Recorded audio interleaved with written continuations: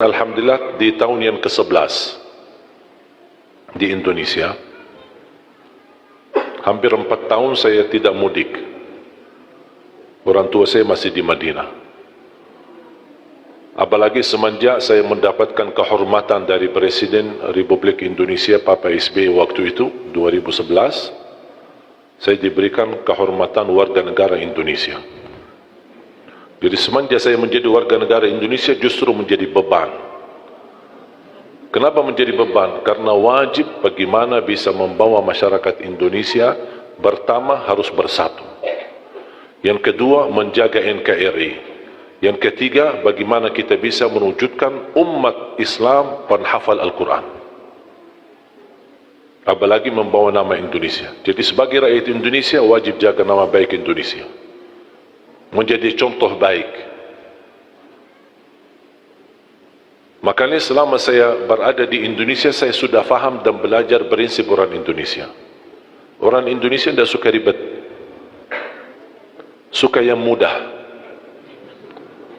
Termasuk amalan, ibadah, amalan, zikir, suka yang mudah. Makanya selalu saya berusaha dalam dakwaku selalu memberi yang mudah. Tidak mau yang susah-susah, karena orang Indonesia tidak suka. Orang Indonesia sifatnya mau yang mudah, mudah diingat, mudah dihafal, mudah diamalkan dan masuk surga. Itu sudah. Betul kan? Makanya ketika saya setiap Ramadan bawa adik-adik saya punya saudara 12, timnas. Saya membawa adik saya, ada 5 adik kandung saya di Indonesia. Saya khususkan mereka untuk menjalani tugas mengajar Al-Quran. Karena dari 12 adik-adik saya ada Alhamdulillah 10 penghafal Al-Quran. 30 juz bukan juz 30. Jadi saya sengaja mendatangkan mereka supaya ayo sama-sama memperjuangkan, melahirkan, mewujudkan insyaAllah sebanyak-banyaknya penghafal Al-Quran. Dan saya tugaskan mereka di bulan Ramadan jadi imam tarawih. Ada yang di Jakarta, ada yang di Surabaya, ada yang di Lombok, ada yang sampai di Bali, di Kalimantan, bagi-bagi. Setiap tahun kami menghadirkan 20 imam. Ada 5 adik saya, terus yang lain-lain, saudara ada atau sahabat, teman-teman, semua pemuda, tapi Masya Allah suaranya bagus dan penghafal Al-Quran. Tugas mereka bukan hanya tarawih, tapi juga tadarus Quran, dan setiap masjid mereka pakai buat salat tarawih menggunakan aktivitas tahfidz. Supaya jamaah bisa memaksimalkan manfaatnya bulan Ramadan menjadi insyaAllah paling tidak bisa memperbaiki bacaan. Dan saya sampaikan kepada adik-adik saya, karena saya duluan di Indonesia, kalau kalian jadi imam tarawih jangan lama-lama. Kalau di Arab kan suka lama-lama kan? Saking lamanya orang Indonesia pas sujud tidur dalam keadaan sujud. Tidak terbiasa. Makanya saya berpesan sama dia, tidak apa-apa pendek-pendek, tapi salat yang tenang. Itu paling tidak. Rukun, tumaknina, itu wajib. Bukan wajib, bahkan rukun. Tumaknina dalam gerakan salat, walaupun bacaannya pendek. Yang saya tidak terima, 23 rakaat 7 menit, itu bukan tarawih. Nah, ini masalah ini. Ini jangan sampai menjadi tradisi, jangan sampai menjadi budaya. Bahaya itu. Karena Islam tidak menerima salat seperti itu. Bahkan Islam menganggap itu bukan salat. Makanya jangan disia-siakan. Tak apa-apa 23 rakaat atau 11 rakaat. Tidak masalah. Jumlahnya menurut saya tidak menjadi masalah. Asal jangan ribut.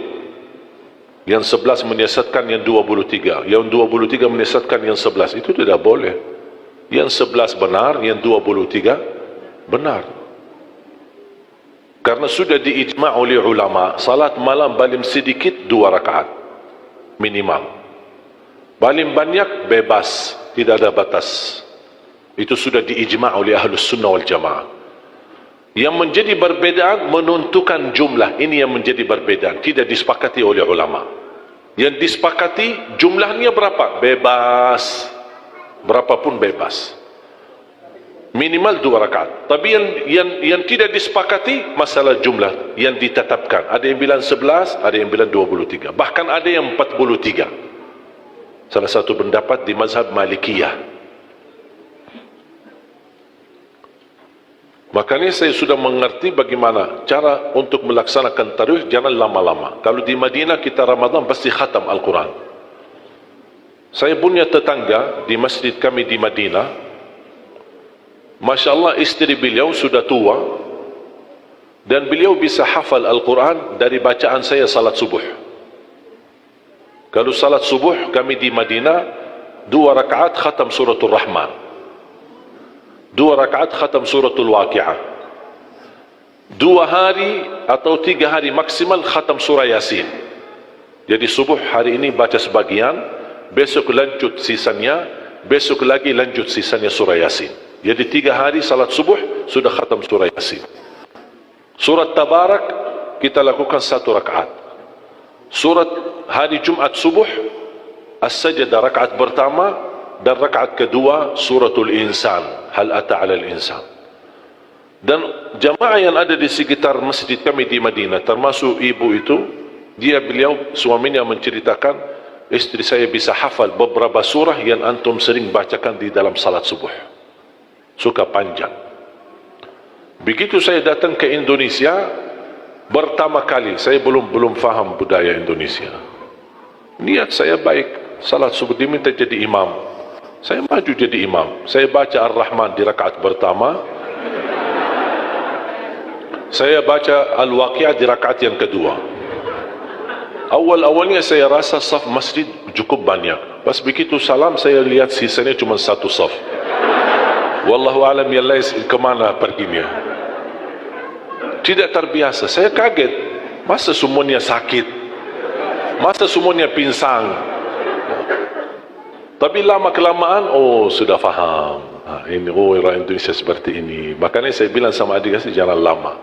Orang Indonesia kalau kulhu bisa dibagi 2, terima kasih.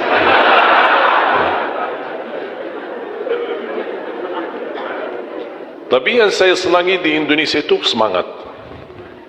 Semangatnya luar biasa. Makanya saya betah di Indonesia. Saya betah bahkan jatuh cinta Indonesia. Bahkan bangga menjadi rakyat Indonesia. Sampai kadang-kadang saya ke Arab menggunakan paspor Indonesia, tidak pakai lagi paspor Arab. Saya ke bandara, antri kan, imigrasi kan, saya ikut jalur orang Indonesia. Sama jemaah ada rombongan, datang petugas imigrasi, ngapain kamu di sini? Sana kamu di sana sama orang Arab, Saya ikutin, saya pergi ke sana sama orang Arab, sampai bertemu dengan kaunter imigrasi, diambil paspor, lihat, kok orang Indonesia, ngapain kamu di sini? Pak, kok serba salah, yang tadi suruh ke sini, bapak di sini, kenapa kamu di sini? Jadi gimana ini? Pas dilihat, baca namanya Arab, terus ini gimana ini? Tanya, kok paspor Arab ya? Kamu dari mana? Saya dari Indonesia. Yang benar dari mana? Dari Indonesia. Masa dari Indonesia mancung?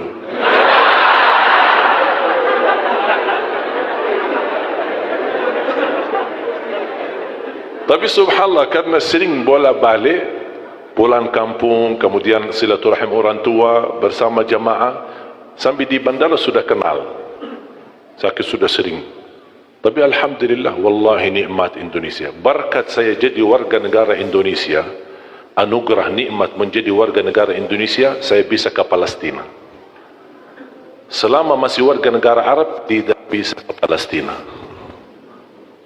Bahkan alhamdulillah dapat karunia luar biasa, karunia dari Allah, hadiah dan nikmat besar dari Allah, ketika saya pertama ke Palestina dan pertama kenal imam besar Masjidul Aqsa, malah beliau dorong saya menjadi imam salat maghrib dan isya di Masjidul Aqsa. Alhamdulillah. Makanya ibu kalau besok-besok dengar sejarah ada orang Indonesia salat di Masjidul Aqsa jadi imam maghrib dan isya, itu Ali Jabir. Mana ada orang Indonesia ke sana untuk jadi imam? Kenapa saya bisa diberikan kesempatan jadi imam? Karena alhamdulillah saya punya paman imam besar Masjidul Haram. Walaupun sudah beliau wafat, tapi sudah sekian tahun beliau jadi imam besar Masjidul Haram. Namanya Syekh Ali Jabir. Makanya orang tua saya memberikan nama itu. Kami bikin website www.alijabir.net. www.alijabir.net. Semua kegiatan beliau di Masjidil Haram dan menjadi imam, khatib, tarawih, tahajud, salat rawatib. Beliau sudah wafat. Itu kakak daripada ibu saya.